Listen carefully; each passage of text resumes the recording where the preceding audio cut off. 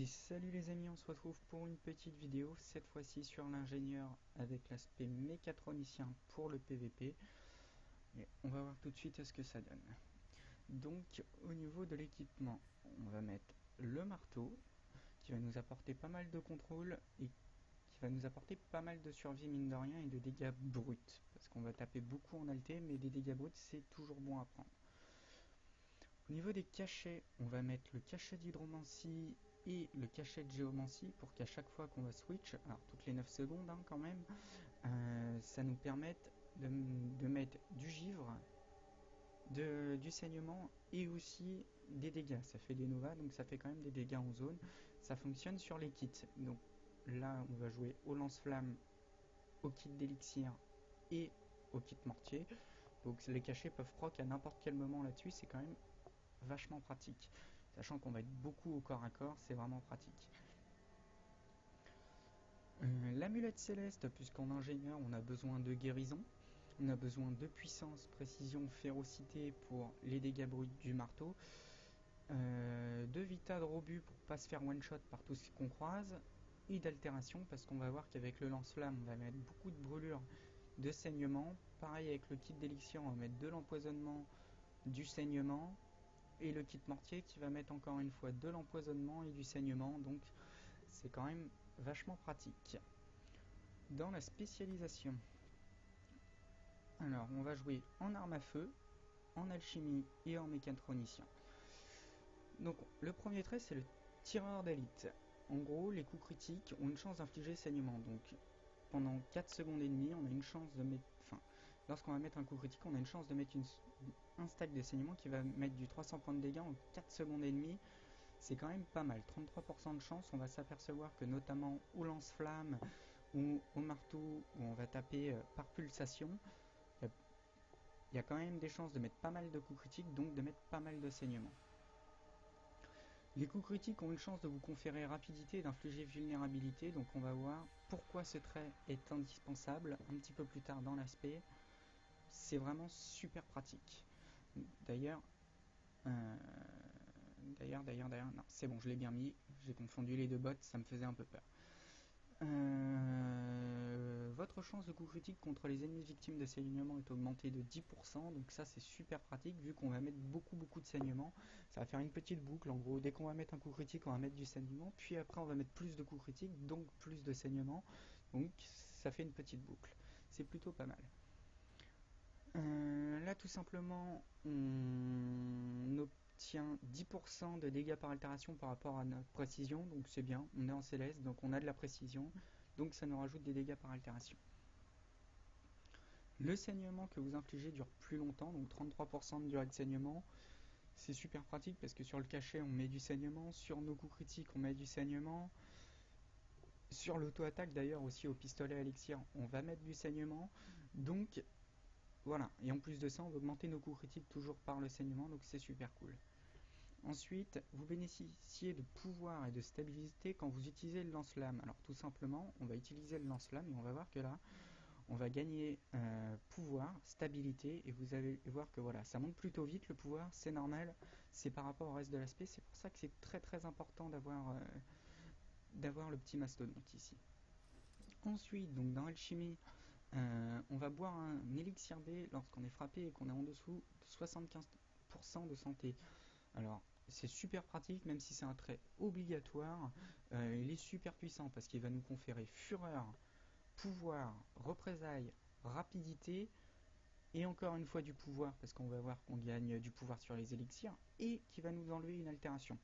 Alors ça, c'est juste génial. On va voir qu'il va nous apporter vigueur aussi, vu qu'il nous confère rapidité, c'est ce qu'on va voir juste après.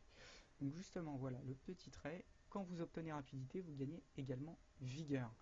Donc ça, c'est pareil, c'est super pratique. On va faire un petit combo par exemple, on va lancer celui-là et celui-là. Donc là, on va gagner une explo dans une zone de foudre, et vous voyez, rapidité, vigueur, ça va nous permettre vraiment d'avoir beaucoup d'esquive. Les altérations subies ont une chance d'être converties en avantage. Pourcentage de chance, 100%. Toutes les 15 secondes, vous allez subir une alté, ça va être converti en avantage. Donc plutôt pratique, hein, peu importe l'alté que ça va être, ce sera toujours bon à prendre. Ensuite, On va boire l'élixir S, donc qui va nous rendre plus petit lorsqu'on va tomber à 25% de santé. Ce trait est extrêmement pratique pour temporiser. Quand on est à 25% de santé, très souvent, on n'est pas bien, hein. C'est vraiment qu'on n'est pas bien dans l'histoire. Donc, pouvoir temporiser pendant 4 secondes, mine de rien, c'est quand même pratique. Quand vous consommez ou lancez un élixir, vous dissipez les altérations des alliés affectés. La durée d'avantage est augmentée. Donc ça, c'est énorme, puisque du coup, la durée d'avantage a été augmentée de 20%. L'élixir B, passif combo, va dissiper une altée. Cet élixir S va dissiper une altée. Dans nos compétences, on va voir qu'on a pas mal d'élixirs au final. Hein. Ça n'a pas l'air comme ça, mais on en a vraiment pas mal qui vont dissiper des altés du coup. Les élixirs confèrent pouvoir durent plus longtemps et se rechargent plus vite. Donc ça c'est parfait parce qu'on va voir qu'on a beaucoup de compétences élixirs qui vont du coup se recharger 20% plus vite, ce qui n'est pas marqué. Ah si, c'est marqué, pardon. Il dure 20% plus longtemps, donc ça c'est cool, et va nous donner du pouvoir. C'est bien parce qu'on va voir qu'on arrive à se mite très rapidement dans ce build. Ensuite, dans le mécatronicien, ça nous donne accès à un petit gyrocoptère utilitaire. Donc lui qui va soit ranimer un allié proche, ou soit achever un ennemi à terre. C'est au choix. C'est-à-dire que quand vous appuyez sur AF d'habitude pour achever ou réanimer un allié, bah là tout simplement c'est un petit gyrocoptère qui va s'en occuper pour vous. Il n'est pas très résistant, donc si les ennemis sont un petit peu attentifs, ils vont le détruire très rapidement ou même le contrôler parce qu'il n'a pas de stabilité. Donc voilà, c'est à prendre quand même avec des pincettes. En attendant, ça vous permet quand même de lancer une achève, de continuer à DPS la personne, que cette personne utilise son contrôle sur ce gyrocoptère et que vous derrière vous acheviez. Ou tout simplement s'il est tout seul, vous lancez l'achève avec le gyrocoptère, vous achevez vous de votre côté, et si c'est pas un envoûteur, un voleur ou un gardien qui va soit se téléporter, soit se rendre invisible ou pousser en zone, bah, ils vont pas pouvoir vous interrompre tout simplement. Hein. Tout simplement, prenons le principe, par exemple, un ingé au sol, il a juste un petit grappin sur une seule personne au début, bah, il va soit pouvoir interrompre votre gyrocoptère, soit vous-même, mais pas les deux. Donc au final, bah, il finira achevé quoi qu'il arrive. Utilisez votre compétence de soin va vous conférer protection pendant 6 secondes. Super pratique. Voilà. Généralement, quand on utilise sa compétence de soin, c'est qu'on en prend plein à la tronche. Hein. Donc avoir 33% de dégâts subis en moins, c'est super pratique. Vous conférez des avantages aux alliés à proximité quand vous ranimez un allié ou tuez un ennemi. Donc en gros, quand vous allez tuer un ennemi ou ranimer un allié, vous allez donner super vitesse et 5 stacks de pouvoir à tous les alliés à proximité. Je tiens à préciser quand même, pour le MCM notamment, que ce n'est pas limité à 5 personnes. Ça. Donc en gros, tout votre bus, s'il est dans un rayon de 240, va se retrouver avec 5 stacks de pouvoir et super vitesse. C'est super pratique. Ensuite, vous obtenez de la puissance en fonction de votre robustesse. Vous obtenez pouvoir lorsque vous bénéficiez de stabilité. Et c'est là que c'est super important, parce que c'est le trait qui fonctionne très très bien avec le trait qu'on a vu là-haut, qui nous confère de la stabilité quand on tient le lance-flamme. C'est pour ça que quand on voit, tout simplement, notre pouvoir monte pas aussi vite que ce qui est monté là. On est censé gagner toutes les 3 secondes un stack de pouvoir, alors qu'en réalité, on en gagne beaucoup plus, tout simplement. Là, on gagne un de pouvoir toutes les secondes parce qu'on est sous stabilité, et là, on gagne un de pouvoir toutes les 3 secondes parce que c'est automatique. Donc c'est super pratique. On monte à 12 stacks de pouvoir. De temps en temps, vous allez passer à 13, de temps en temps, vous allez retomber à 11, mais en gros, vous allez stagner vers les 12. Voilà. 12 stacks de pouvoir, et j'ai envie de dire, sans rien faire, c'est quand même pas mal de se balader avec votre petit lance-flamme, pas pouvoir être interrupte et gagner 12 stacks de pouvoir avant de se battre. Ensuite, la durée d'étourdissement et de stupeur infligée est augmentée et celle subie est réduite. Donc déjà, vous allez augmenter de 25% la durée des étourdissements et de la stupeur, donc notamment pour votre 5 du marteau, pardon. Donc le 5 du marteau que vous pouvez combiner avec votre 3 du marteau, donc un combo de coups de grâce bon dans une zone de combo foudre, ça fait des coups stupéfiants, donc au lieu de mettre de la stupeur pendant une seconde, ça mettra pendant une seconde à quart, c'est quand même pas dégueu. Ensuite, les compétences de marteau infligent des dégâts supplémentaires, donc déjà 10% de dégâts supplémentaires, très pratique. Esquiver une attaque confère stabilité, donc encore une fois stabilité qui va vous conférer pouvoir. Je trouve ce très juste, parfait pour notre petit ingénieur. Maintenant, on va passer aux compétences. On va commencer par les compétences de ceinture cette fois-ci. Donc les compétences de ceinture, c'est le F1, F2, F3, F4, F5 qui va changer selon les compétences que vous prenez. Ça, faut pas l'oublier sur l'ingénieur. Donc déjà, on a la brume régénérante. Cette brume, donc ça va libérer un petit brouillard qui va faire une zone d'eau très très rapide, cette zone d'eau. Honnêtement, pour l'exploiter, c'est très difficile. Faut vraiment avoir vraiment une façon de jouer irréprochable parce que vraiment pour l'exploiter c'est vraiment trop dur. Moi je l'utilise vraiment pour balancer de la guérison tout simplement. Je m'amuse à la spam dès que je l'ai, ça me permet de mettre de la guérison. En 3 secondes on va quand même se guérir du 1200. Je trouve ça plutôt énorme. Hein, quand on regarde, toc, voilà. C'est quand même énorme. Votre munition incendiaire, elle, c'est donc la compétence qui va avec le lance-flamme.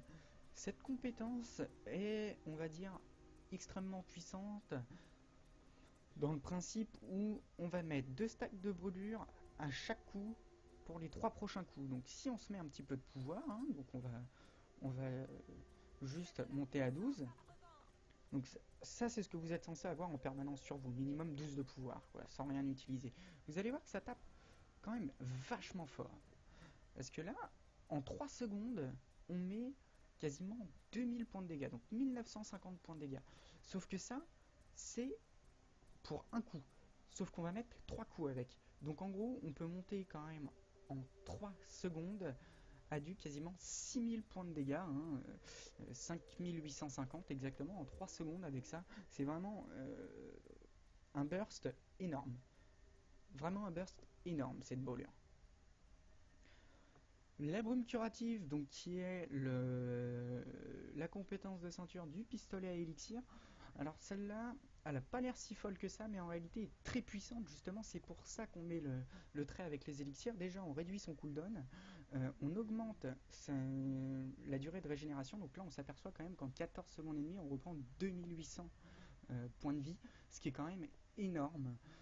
Ça nous met du pouvoir, ça nous met, ça nous dissipe une altée et surtout c'est un Briston. C'est notre seul Briston. Hein. Le petit dissipe étourdissement, c'est notre seul Briston. Donc très important si jamais on manque de stabilité, même si on en a quand même pas mal dans ce build, c'est quand même important de pouvoir Briston.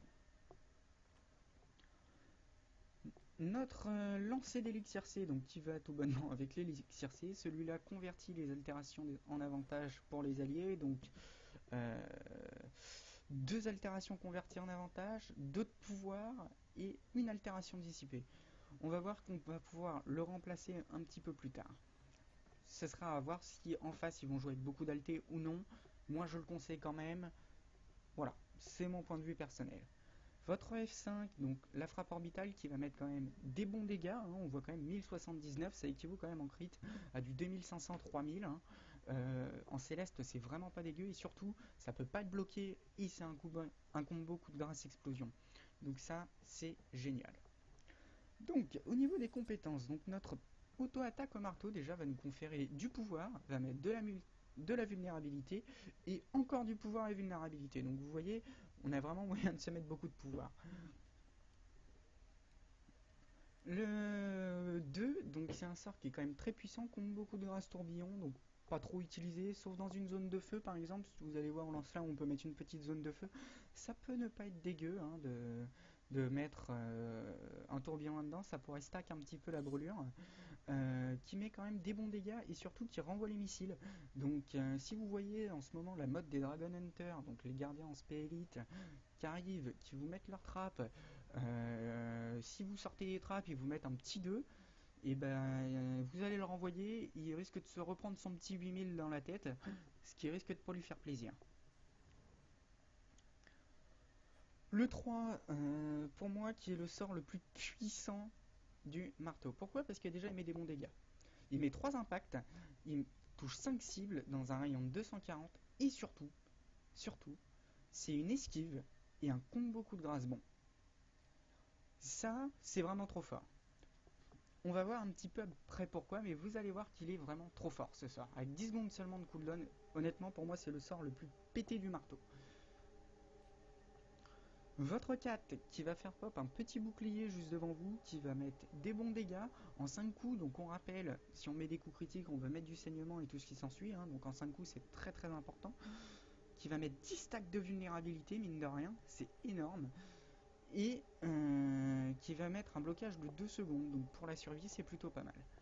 Votre 5 qui va mettre une zone de combo foudre, qui va étourdir, qui va mettre de la vulnérabilité à chaque pulsation et des bons dégâts. Ce sort là c'est celui qui fait le plus mal, qui vous permet par exemple notamment avec votre 3 de balancer un étourdissement puis ensuite stupeur, stupeur, stupeur, ce qui est vraiment énorme je trouve. Le mec suffit qu'il ait plus d'esquive et il se retrouve totalement en PLS, il peut plus attaquer, il peut plus lancer de sort, il peut pas lancer son heal, il peut rien faire. Ensuite on va jouer avec la tourelle de soin. Alors pourquoi la tourelle de soin? Tout simplement parce que elle va dissiper 2 altérations et surtout mettre une zone d'eau. C'est-à-dire que vous allez la lancer, donc là va vous soigner du 2800, mais pas encore la zone d'eau. Et si jamais vous la réactivez, vous pouvez mettre une petite zone d'eau. Donc dans le principe on va se mettre là contre le mur, vous la réactivez, donc là on va mettre la zone d'eau, hop, et là vous mettez votre 3, soin, soin, soin, vous la faites péter, guérison de zone. En gros là, en la posant, en la surchargeant, en mettant le 3 du marteau et en la faisant exploser, vous avez repris 15 000 points de vie. Je trouve ça un petit peu fat quand même. Pour pas un long CD, c'est vraiment fort. Ensuite, le lance-flamme, déjà tout simplement pour avoir la munition incendiaire, c'est ce qui va vous permettre d'avoir perma-stabilité et qui va quand même vous débloquer quelques petits sorts intéressants. Alors déjà, on a l'auto-attaque du lance-flamme, donc qui va brûler et à la fin, une fois que la barre a terminé de charger, va mettre un petit peu de brûlure. Ce qui est intéressant sur son auto-attaque, c'est qui met 5 attaques par seconde et donc potentiellement 5 crits, donc 5 stacks de saignement. On sait bien que ça arrive jamais, mais il est capable de vous mettre 10 stacks de saignement lui, juste en mettant ça. Donc c'est très puissant. Votre 2 qui va balancer une petite boule de napalm, je l'aime pas trop le 2, mais ça reste quand même une explo qui fait des bons dégâts et qui du coup vous permet par exemple dans une zone d'eau, dans une zone de foudre ou autre, de faire une explo et c'est toujours bon à prendre. Votre 3 qui va rajouter de la brûlure, qui va repousser l'adversaire, donc ça c'est bien, pour sortir quelqu'un d'un point notamment, pour le contrôle tout simplement, pour qu'il arrête d'attaquer parce qu'il vous saoule à vous taper sur la tronche. Enfin il y a vraiment des trucs à faire avec, donc c'est vraiment cool je trouve comme ça. Votre 4 qui va mettre 10 petites pulsations qui mettent de la brûlure, des petits dégâts, mais même si c'est des tout petits dégâts, ça reste 10 pulsations en 10 secondes qui est potentiellement 10 stacks de saignement aussi, en mettant 10 stacks de brûlure. Si le mec, on va quand même partir du principe où c'est un jambon et qu'il reste dedans, faut qu'il reste dedans quand même le mec. Votre 5 va vous permettre de faire un petit écran de fumée, donc en gros, même pas un écran de fumée, non, vous allez faire une explosion, il va surcharger, boum, et ça met aveuglement, tout simplement. Très pratique pour achever les adversaires par exemple. Vous commencez la chèvre, vous lancez votre 5, vous pouvez le faire, il n'y a aucun problème, et il est aveuglé, il ne peut pas vous interrompre, il est plutôt déçu. Ensuite, on va passer au pistolet à élixir, donc déjà pour avoir aussi la bombe prioritative qui est votre seul Boston, mais aussi parce que l'auto-attaque a 900 de portée. On se rend compte quand même qu'on était à la base sur un build très axé corps à corps. Là, déjà avec celui-là, on est un petit peu du mid-range. Là, déjà, on gagne la portée qu'aurait un voleur à l'arc. Qu'est-ce qu'il y a 900 de portée? Oui, un voleur à l'arc, un nécro au sceptre, tout ça, ça a 900 de portée, c'est quand même bien. Ça nous permet de trade les gens à distance, qui met du saignement, de la faiblesse sur les auto-attaques, un combo coup de race projectile physique sur 20% de chance, c'est pas énorme, qui permet de crit, donc mettre de la vulnérabilité, de la rapidité, et encore une fois du saignement encore. Votre 2 qui va rebondir en fin de compte entre les ennemis et vous-même, tout simplement, et vos alliés, bien sûr, qui va conférer rapidité aux alliés et ou vous-même et infirmité aux ennemis, ce qui est plutôt pas mal. Votre 3 qui ressemble beaucoup à l'auto-attaque du lance-flamme, mais lui cette fois-ci qui va mettre du saignement, de la vulnérabilité en 5 coups, donc qui va aussi dissiper 5 altérations aux alliés dedans. Donc partons du principe où là, regardez là, le petit poteau c'est un allié, si vous faites ça, vous lui dissipez quand même 5 altés, hein. C'est quand même plutôt pas dégueu, et s'il y a un ennemi à côté, en plus de ça, il va se prendre empoisonnement et tout ce qui s'ensuit.